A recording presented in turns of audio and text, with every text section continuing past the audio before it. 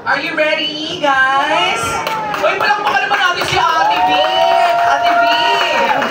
It has been a very busy day for her, pero talagang pumunta siya dito para sa ating lahat. Yay! You can now take your pictures or videos with Governor V. You may sit down, Gov. Okay, before we open the questions or the floor to the members of the press, meron lang tayong question, Gov V. Kasi di ba, syempre, ganitong book na to, it reflects your legacy in the Philippine industry. At syempre, throughout your career, you have portrayed different types of Filipina. Lahat na yata ng klase ng Pinay, talaga namang nabigyan mo ng buhay sa pinilahan natin. And then you transcended, of course, into politics. How did you use your artistry, yung artistry mo sa pagiging isang actress at artista, sa politics naman? Paano mo siya nagamit or naging inspiration?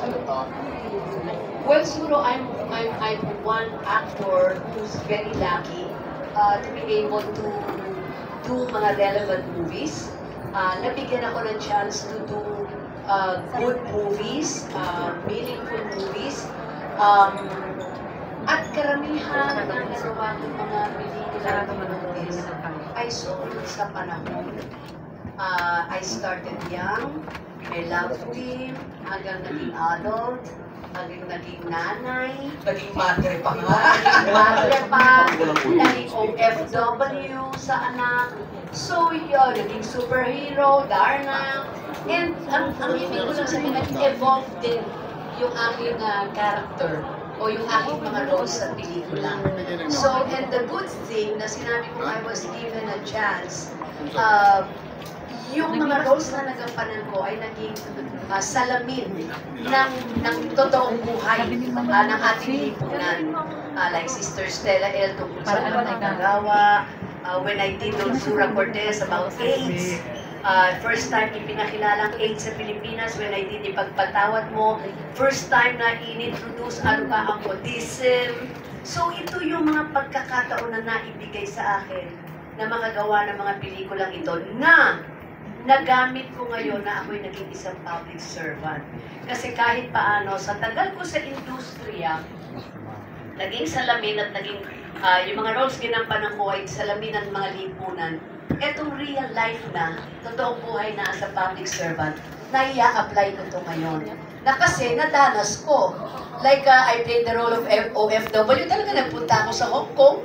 Nakausap ko talaga yung mga OFWs natin doon. So, ito ngayon ang malaking naitutulong ng real life sa akin sa pagiging isang public servant. So, the good thing is, sa more than 6 decades ko na sa industry, at least kahit paano pwede ko masabi na yung character ko as Vilma Santos the person and Vilma Santos the artist and now as a public servant nag-evolve. Tama, nag-evolve. Hindi ako nag-stagnate.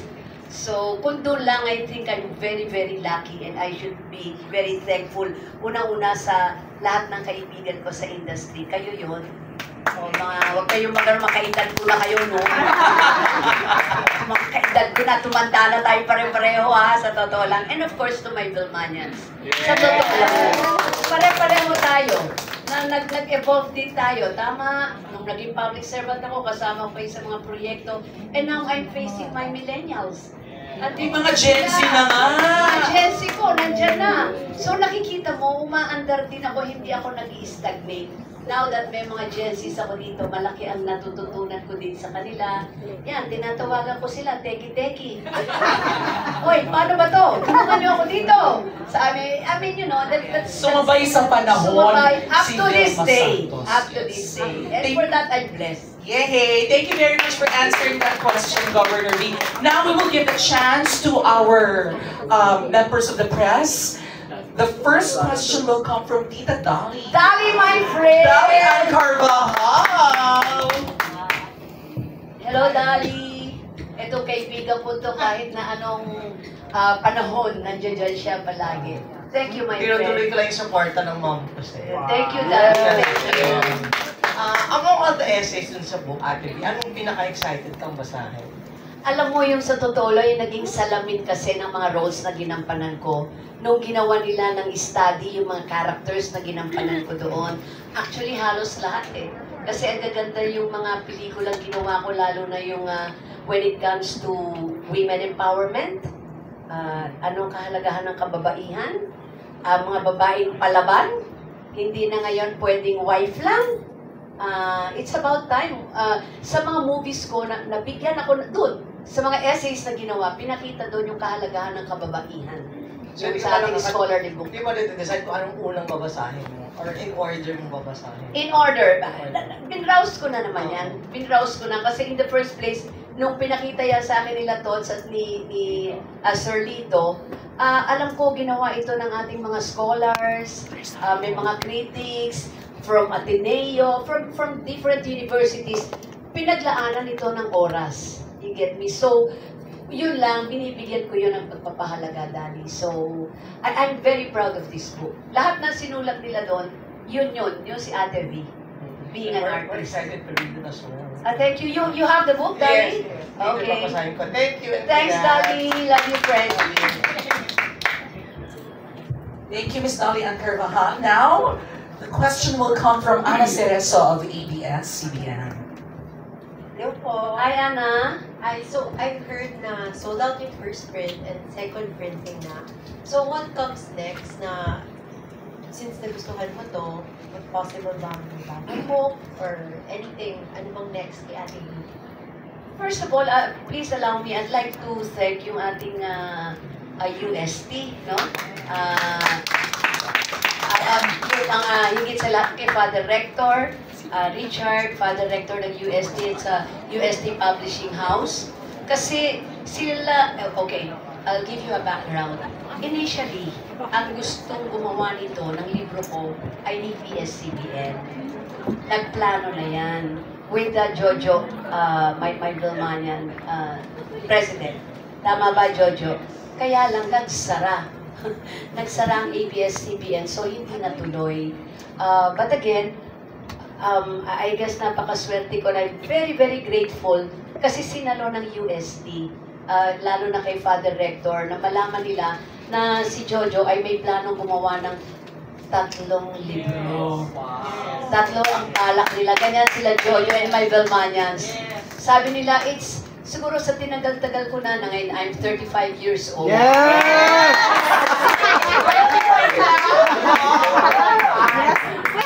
Sabi nila, it's about time naman na meron ka ng libro. Sabi nila, so they've thought of unang-una nga itong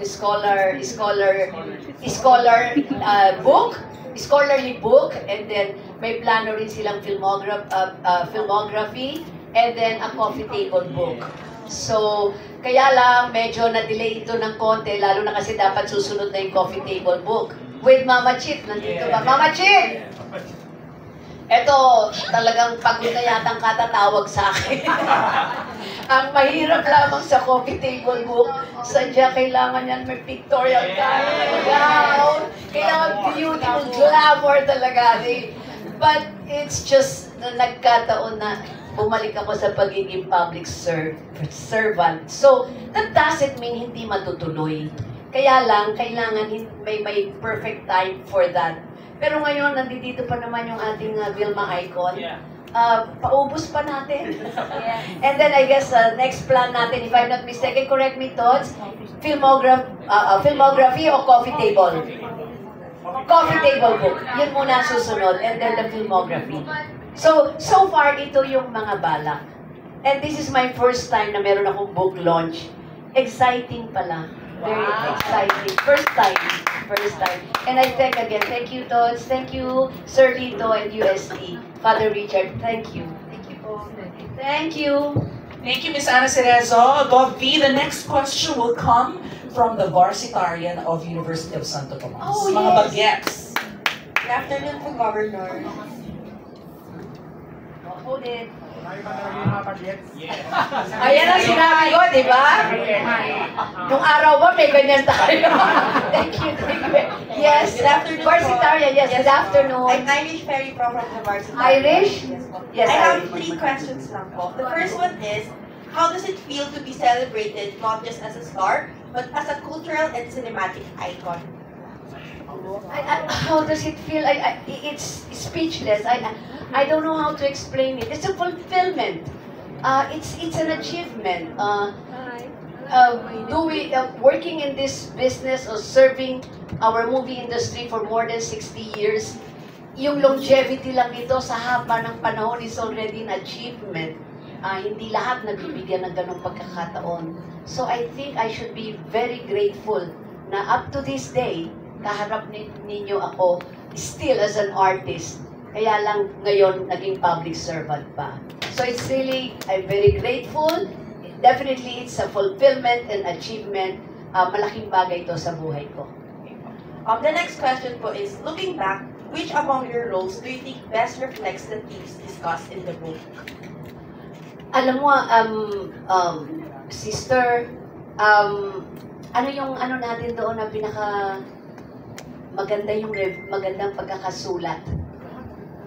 Kasi, nag-iisip nga ako kasi, maybe honest, ayos sa'yo, Totsa. Kasi to be honest, lahat ng ni-review nila doon, ng mga pelikula ko, halos lahat yun ang paborito ko eh. Kasi yun ang mga pelikula ko na kinoconsider na ginawa ko as a woman eh. Halos lahat nandun. Bata-bata paano ka ginawa, all this dekada 60 and all. So yun lang happy na ako, yung lumabas ng pagpapakita ng salipunan, ano ba ang isang tunay na babae. Lastly po, do you believe that films can still be powerful tools for political and social change in today's digital era? Ayan na yan. Ayan na yan. Scholarly talaga to.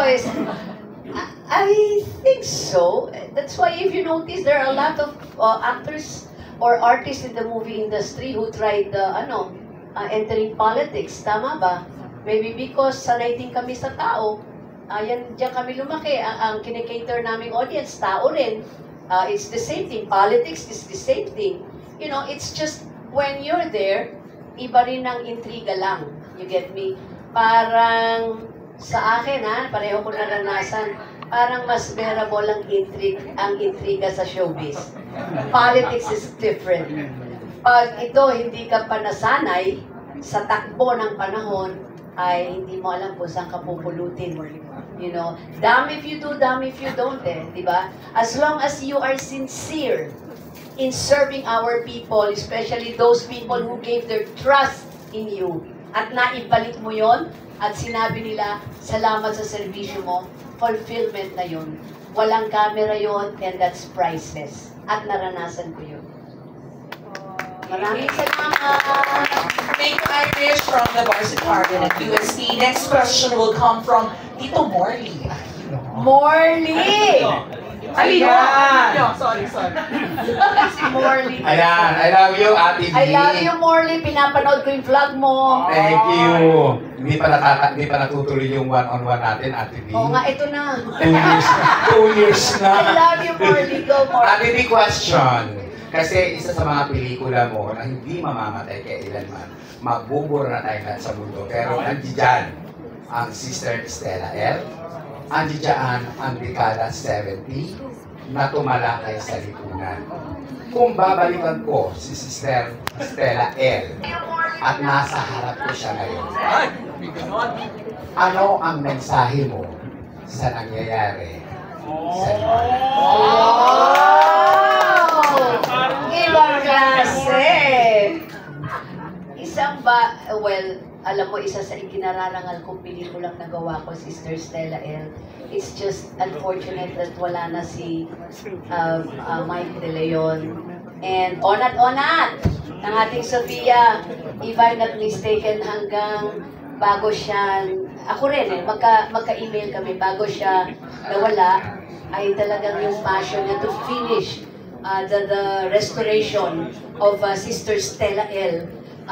There was even a time you gave me a picture onat na he was there and our cameraman, si Rod Momo Welfat, he was there, puti ng buhok, pinapanood niya yung restored version ng Sister Stella L. Correct me if I'm wrong, Onat, pero may hinahanap pa siya, tama?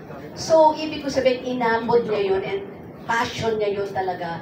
It's just nawala na si Mike. So, given a chance matapos ang restoration ng Sister Stella L, talagang kung anong aabutin nito, I will do everything just to make sure saan man to palabas, I will make sure nandun ako. Para galing ang pangalan ni Mike, ni Direct Mike Leon. Anyway, going back, alam mo, one thing, when I did Sister Stella L, ang feeling ko, that was how many years ago? 1984. You know, that time, hindi pa ganun kalawak ang kaalaman ko sa lipunan. When I was doing it, 80% no na artista pa rin ako. Ginagawa ko lang yung role ni Sister Stella L. But the good thing is, when I became a public servant, lahat pala ng binanggit ko sa pelikulang yun, totoo sa totoong buhay. And that is a realization sa akin. Kasi yung mga binanggit ko ng katarungan sa mga manggagawa, nakikita ko na nangyayari sa manggagawa ngayon eh. Madagdagan lang ang kanilang sweldo, hirap na hirap eh. You get me? And isang bagay din na ano ko dun eh, na natutunan, na sinasabi ko rin, na ang manggagawa ang nagpapayaman sa inyo, pero bakit sila ang naghihirap? Pero sila ang gumagawa ng paraan para yumaman kayo. And I think, you know, to be truthful, yung nangyayari noon, nangyayari pa rin ngayon. And the problem that we are facing now, magulo ang paligid natin. You get me? So, ang akin lang, now that I'm also in the government, I'm also a public servant, one thing pinaparealize ko sa Batangas, bilang nanay ng Batangas, I guess the most important thing is, we all continue to work as a team. Tatlong bagay lang naman yan eh. Follow the law, be what do you call this, accountable to your people, and then be transparent. Sundin mo lang itong tatlong to. I think you're on the right track. And I'm trying my very best na yan ang aking ginagawa at sinusunod ang daan. Sinusunod ang batas, be transparent sa lahat ng ginagawa mo, and at the same time, make sure that you are always accountable sa lahat ng ginagawa mo for your constituents. Yes! Ate Vilas. Last Ate V. Yes, Morley, ito na yung vlog mo, ha? Ay, hindi pa to Ate V, ha? Pupuntahan pa kita sa ano, ha? Oo, pupuntahan kita sa Batangas, ha? Hindi pa tayo tapos. Go, Morley, go. Ate V, kung bubuksan ko ang puso mo. Hindi ako surgery, ha? Maraming tao dyan. Ate V, kung bubuksan ko ang puso mo, na alam ko namang napakalambot ang puso mo sa mga tao. Hindi ka malulok-lok ulit bilang gobernador kung wala kang napatunayan. Thank you, Batangueños. Sa mga nangyayari ngayon, ano ang nararamdaman ng isang Vilma Santos?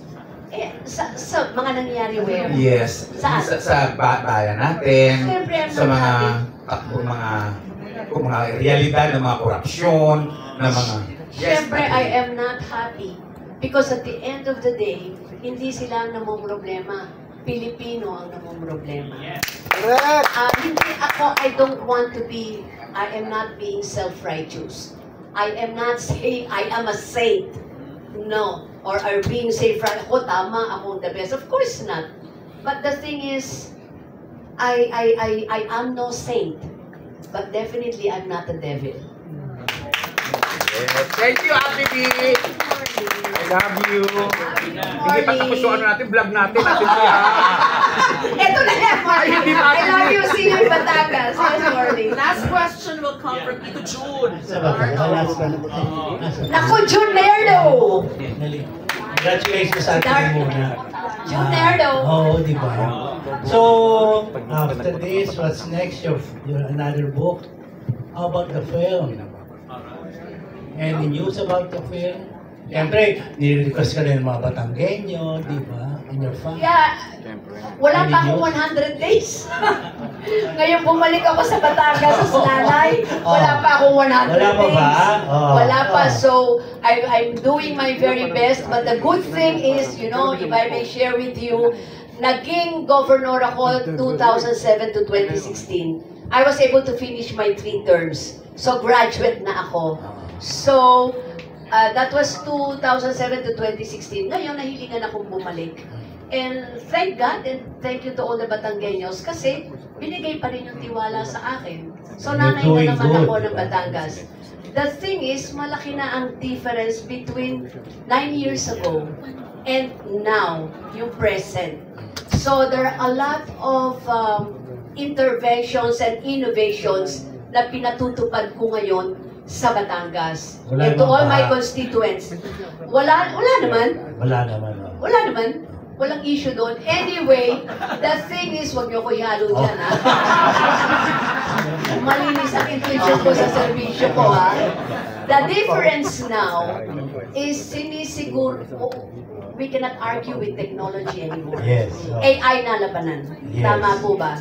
So, ang akin ngayon, we should adapt our yung service, the programs, the projects sa panahon ngayon, which means fast track na lahat ipindot na ngayon, tama ba?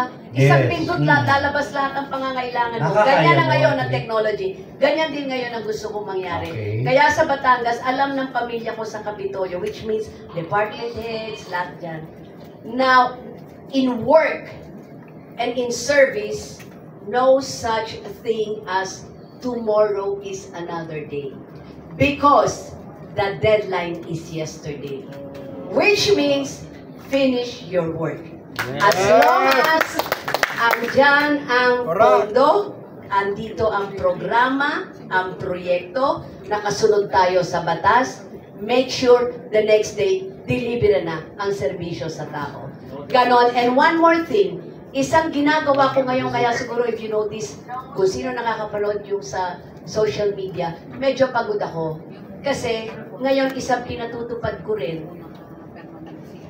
Noon, pumunta kayo lahat dito sa Kapitolyo if you need something. Isang tinutupad ko ngayon, Kapitolyo na ang lumalapit sa tao. Oh. So, if any honorarium or any ayuda na para bigay sa tao, hindi na kayo pupunta para pumila dito, babiyahe, kakain. Kami na at ang team ko ang pupunta sa distrito ninyo. So yun ang isa sa mga innovations and interventions na ginagawa kong serbisyo sa Batangas. Yun yun. Pelikula mo. Pelikula. Okay. Okay. Anyway. Any news? Okay, Jun. Siyempre. Paano ba ito? Alam mo yung nangyayari Okay. sa'yo ba more or less, diba? Okay. Kasi, diba? Hindi ko na muna elaborate. May Yes, mga yes, meetings, oh. okay? May nangyayaring meetings na ginagawa namin ngayon. Very exciting story, very exciting cast, very exciting director, but a very exciting script. But, plan, pwede ba? Plan is anytime next year, but I'm still a public servant. Isa lang inihiling ko sa Batanggenyo. Sana mapagbigyan ako. I will be serving Batangas again for 3 years. Sabi ko, pagbigyan nyo naman ako kahit isang movie na meron akong magawa. But the good thing is, may plano naman itong movie na ito, which is I'm also very excited. Oo naman, tatlong pwede po Oo naman. naman, Diyos ko Isa naman. naman, Ate B naman. Oh, Kaya- yung punta tayo sa Batangas, ikaw na lang pumunta sa amin kaya para magbigay na yun. Hindi, Ate B, hindi ganun ko lahat ng person. Hindi! Umiinit pa ba ulo? Nagagalit ka ba? Ay, naku, you will not like me when I'm mad. Scorpio ako eh. Nakita na kita eh. Yeah, Jun, kilala mo naman ako, Jun. Sa filma, nag-walk out ako, no? Yes. Mama Chit, I Oh, love I you. know. What makes you angry now? Mas mahaba ng pasensya ko. Okay. Nag-mellow naman ako. While you get mature, Yeah. nagme-mellow ka rin, mas malawak ang pangunawa mo. At this point in time lang, ako kasi, ngayon, inamin din senior citizen na ako. Ngayong senior citizen na ako, Ano na siya? ayoko nang na-high blood. Dahil ako nagsasuffer eh, tama ba? Umiinit ang ulo ko, nasisira at bumababa yung immune system ko. Ba't ako tinatamaan, hindi yung kalaban ko? So I will be very, very gracious to you. Pero don't push me too hard. Because ang motto ko ngayon, hindi ko nabibigyan problema sa sarili ko with all the bashings. If you don't like me, I don't like you. Yes! If you love me, I will love you. Sumunod na rin tayo sa panahon. Oo. Okay. Oo. Ganun lang yun. Pero parang pagpaprimahin ko sa sarili ko, it's not even worth it. It's not even worth it. Yes, Julie! Junel! Last one na lang. Sandali lang. What Oh, makes you Juliet! cry now? What makes you cry? Do you cry now? Do you still cry? No, you know, I don't know when Except that. alam mo, I'll be honest, I'm very, very blessed with my family. I'm so blessed with my husband, Secretary Ralph Recto, with my son Lucky. Kahit natalo yun, iba ang perseverance ng taong yun, yung paniniwala niya. Even na hindi ako napagkatiwalaan pa ng ganun, ma'am, kung ano yung sinabi ko sa entablado, gagawin ko. Kanina, nasa Alaylakad siya sa Batangas City. And then my son Ryan is a congressman. And I think I could see in his personality, nandun yung enthusiasm ng bata to learn and to serve. And that's good kasi yun ang sikreto ng magsisilbi ka ng maayos eh. At nakikita ko yun kay Ryan. So sa pamilya ko, I thank God wala naman akong problema. I thank God for all the blessings. I will be honest. The last time I cried, hindi naman, teary-eyed. Nung kinausap ko yung mga mga chief of doctors sa Batangas, and this was 2 days ago. Malaki yan eh, we have 12 district hospitals. Alam mo kung bakit? Sinabi ko lang sa kanila, naalala ko na naman. Alam mo, hindi ako magdidemand, pero hilingin ko sa inyo, magkano sweldo nyo? Sana yung sweldo nyo naman sa nangyayari sa paligid natin, pwede ba ibalik nyo na yung serbisyo sa tao? Maraming nangangailangan. Sabi ko, isa lang naman ang pinakiusap ko sa kanila, pasalamat tayo. Hindi tayo ang nagpapagamot. Tayo ang hinihilingan na gamutin sila. And kung doon lang, we should be thankful. Kaya yun ang pakiusap. This was only 2 days ago. So, lahat naman sila na nag-agree. So, ngayon, titignan ko lang. It's more of serbisyo sa tao. Kasi, modesty aside, I thank God because I'm so blessed. When you face the real life now with what's happening around us, nakikita mo yung hirap ng tao, tapos may mga issue pa na negatibo, na ang balik naman ay sa mga tao. So, it's parang unfair. Unfair. So sana I'm praying, and in my own little way, kung ano yung magagawa ko sa Batangas, yun ang kahit paano kinokorek ko. Sana piliin natin yung mas tamang daan. But with what's happening around sa bansa natin ngayon, let's just hope for the best. But you see, hindi lahat pwedeng gobyerno, pwede ba? Each and every one of us dapat may share. Tama? Magpapatupad ng programa, the government will do their share, but you have to do your share too. Diba? Bilang mamamayan. Pero ngayon, let's pray na sana matapos na ito. Because at the end of the day, tao ang nahihirapan. Last na lang. Yes, Junero. So, paano yan? Galing-galing mo na, Ate V. Diba? Eh kung may sabi sa'yo, at may tumabukang presidente na how will you answer that? Okay. I'm planning to sincerely. run for president talaga. President of the senior citizens. I love you, Junero. Kasi ka, congratulations sa Ate V. Ako na. Grabe. Ang galing mo. November kami ito na. Onat! Sir Onat. Sophia, yes. Kaya good afternoon. Hi, Onat. Medyo nawala yung follow-up is your own kanina, no? So, direct just passed away recently. Yes, no? yes. And we at Sophia and PFA, we are so eager din na matapos yung restoration of Yes. Sister Stella and Ma'am. So, right now, how do you remember about Direct Mike? And was there any lessons that he gave to you while you were doing the film back in 1984 at the day? Mga lessons, yeah. Thank you po. Yeah, thank you very much, Onat. You know, si Mike De Leon is ibang klaseng tao. Genius eh. And ang isang taong genius, alam nyo, may borderline eh, di ba? Di ba yung genius, may borderline yan eh. And si Mike De Leon, ang gusto ko lang sa kanya, and one thing I've learned kay Mike De Leon, he was one thing I noticed sa personality niya as a director, aside sa pagiging genius, he was a very firm. He had a very firm personality. Hindi siya makikipaglaro sa'yo. One thing I noticed noon kay Mike as a director, which na-pick up ko, sa kanya pag white-white, pag black-black, hindi kanya lalaruin. Kung ano yung paninindigan niya hanggang huli.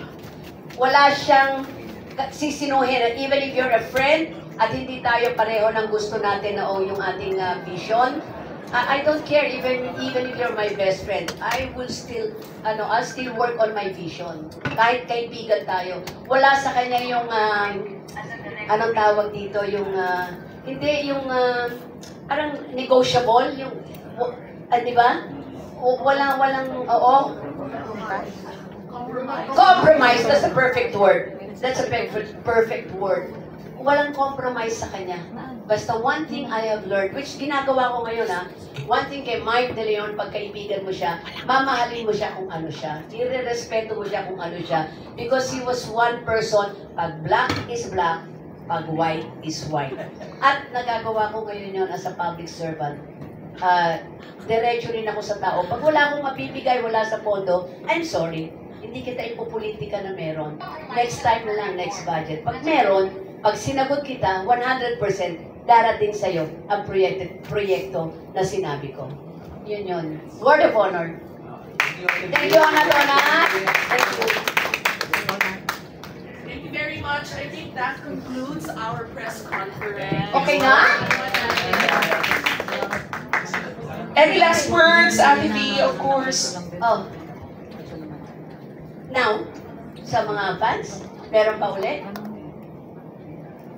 Sige. After this.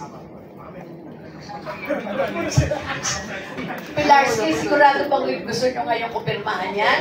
Pilarski, pag ngayong ko pinirmahan yan, pipirma ko dyan, Pilarski, enjoy. Enjoy. Pilarski, susulat ko dyan, enjoy lang.